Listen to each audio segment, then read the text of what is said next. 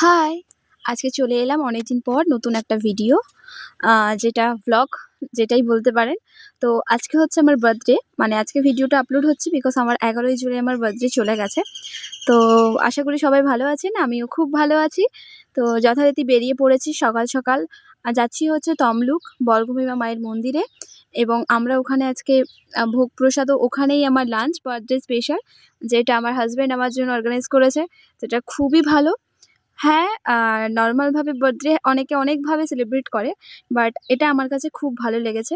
তো সকালবেলা ওখানে পুজো দিয়েছি যেটা ব্লগ বা ক্লিপ কোনোটাই আমি নিইনি। আ কিছু কারণের জন্য। তো যাই হোক তারপর এতটা অনেক সময় ছিল যেহেতু আমরা সকালবেলা ৬:০০ র সময় বেরিয়েছিলাম। তারপর আমরা সবাই ডিসাইড করলাম যে ওখান থেকে কাছেই আমাদের মহিষাদল রাজবাড়ি। তো চলো আমরা মহিষাদল রাজবাড়ি থেকে ঘুরে আসি আর সঙ্গে আপনাদেরকেও নিয়ে যাই। আমরা যথারীতিভাবে ২০২১ সালে আমরা মানে আমাদের ফ্যামিলি মেম্বার সবাই মিলে গিয়েছিলাম। আর আমার হাসব্যান্ডের কাছে মহিষাদল রাজবাড়িটা ফার্স্ট টাইম ছিল। তো উনিও খুব এক্সাইটেড ছিলেন। তো যাই হোক আমরা সবাই মিলে গেছিলাম এবং খুব ভালো লাগছিল। আর এটা হচ্ছে আমার বার্থডে ড্রেস। আ আশা করি ভালো লাগছে। কেমন লাগছে অবশ্যই কমেন্ট করে জানিও। আর নরমাল বার্থডে হিসেবে আমি আমার ভাই এবং সবাই খুব মজা করেছি আজকের দিনটা। নরমালভাবে সেলিব্রেট করা এবং কেক কাটিং বা ওগুলো আগে করতাম। এখন প্রত্যেকটা সময়ের সাথে, সাথে সবকিছু বদলে যায়। তো বেসিক্যালি এটাও আমার কাছে খুবই ভালো লেগেছে অ্যান্ড দ্যাটস ইট। তো এটা হচ্ছে মহিষাদল রাজবাড়ি। আর এই হচ্ছি আমি। আর এটা আমার ভাই স্কুল অফ করে আমার সাথে বেরিয়েছে আ রদ মানে জন্মদিনে ঘুরতে। আর ওকে ওখানটায় ক্লিপে নেওয়া। ডেফিনিটলি ভালো লাগছে। আর আমার হাসব্যান্ডের সাথে এখানে টুইন করে একটা পাঞ্জাবি ম্যাচ করা, যেটা একটু ম্যাচ হয়েছে, পুরোটা ম্যাচ হয়নি। অ্যান্ড আমার হাসব্যান্ডকেও টুকটুক করে দেখিয়ে দিলাম কেমন লাগছে অবশ্যই দুজনকে কমেন্ট করে জানিও। দুজন নয় ৩ জনকে অ্যাকচুয়ালি আমার ভাইও আছে। তো যাই হোক সকাল, সকাল আমরা এখানে যেহেতু পৌঁছে গেছিলাম তখন বাজে ৯:৩০।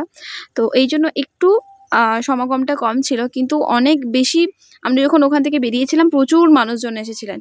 তো যাই হোক তারপর খিদে পেয়েছিল আর ওরা সবাই রাস্তায় কচুরি খেয়েছিল আর আমি কিছু খেয়েছিলাম না। তো এখানে রাজার হালে বলে একটা ক্যাফে আছে যেখানটায় শুধুমাত্র আমি ব্রেকফাস্ট করব বলে গেছিলাম। আর ওখানে ব্রেকফাস্টে সকালবেলা যেগুলো ছিল সেগুলো কোনোটাই আমার ভালো লাগছিল না। স্যান্ডউইচ আরও কিছুই ছিল না। তো ওর দুজন নিয়েছিল ব্ল্যাক কফি অ্যান্ড আমি ওয়েট করছিলাম আমার খাবারের জন্য। আর আমি নিয়েছিলাম হচ্ছে একটা রোল যেটা প্রাইসটা একটু হাই বাট ডেফিনেটলি ওরা খুব ভালো করেছে। আ খুব ভালো মানে খুবই ভালো করেছে। ওই রুমালি রুটির ওই কোটিংটা দিয়েই ওই রোলটা বানিয়েছে। ভালো লেগেছে। আর এই যে ব্লগে নেওয়া স্মৃতি, এবার চলো রাজবাড়ির ভেতরে যাই। এবার রাজবাড়ির প্রত্যেকটা জিনিস তো দেখানো অ্যালাও নেই। তো এটা হচ্ছে কিছু যন্ত্রপাতি যেটা আগে রাজারা ব্যবহার করতেন। এখানে আছে লেবু রস বের করানোর মেশিন, যেটা এখন আমাদের কাছে খুব ইজি। আগে হয়তো এই ব্যাপারটা ছিল না। আর এটা হচ্ছে ওই অস্ত্রাগার একটা ঘর।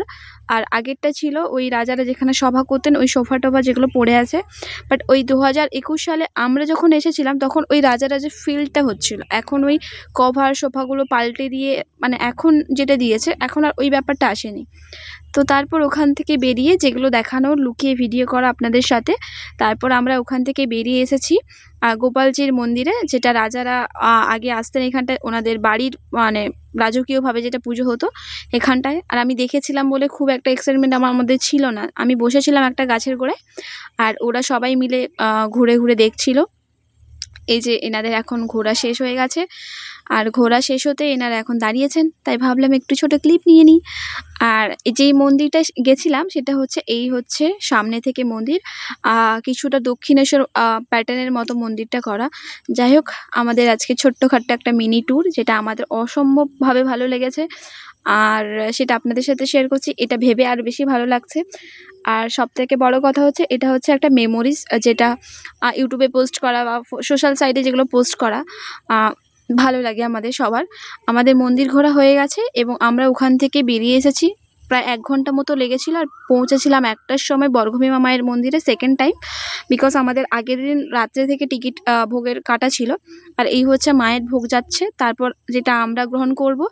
আর এটা বলে রাখি, আগের দিন থেকে টিকিট না কাটলে পরের দিন আপনারা কেউ পাবেন না। আপনারা যদি কেউ তমলুকে বর্গভীমা মায়ের মন্দিরে যেতে চান, আগে থেকে টিকিট কেটে রাখবেন।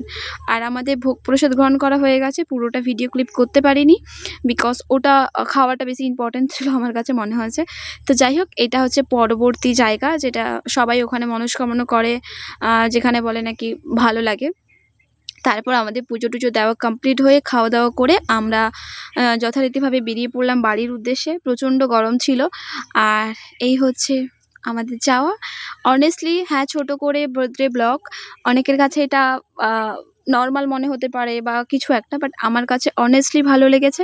অ্যান্ড আমার জন্য যেটুকু অ্যারেঞ্জ করেছে ওটা অনেস্টলি ভালো। আমার মনে হয় প্রত্যেকেরই বার্থডের দিনে মন্দিরে গিয়ে প্রিয় মানুষদের সাথে কাটানো যেটা খুবই ভালো লাগে। আর সঙ্গে হচ্ছে এরকম একটা ওয়েদার, যখন আমরা ফিরছিলাম বৃষ্টি হচ্ছিল, মাঝখানে একটা জায়গায় বৃষ্টি হচ্ছে আবার একটা জায়গায় রোদ হচ্ছে, এরকম ফিল নিয়ে আমরা পুরো বাড়ি পৌঁছেছি। অ্যান্ড ইয়া, এটাই হচ্ছে। আর আমার প্রত্যেকের জীবনে ভালো খারাপ মিলেমিশেই সবার জীবন চলতে থাকে।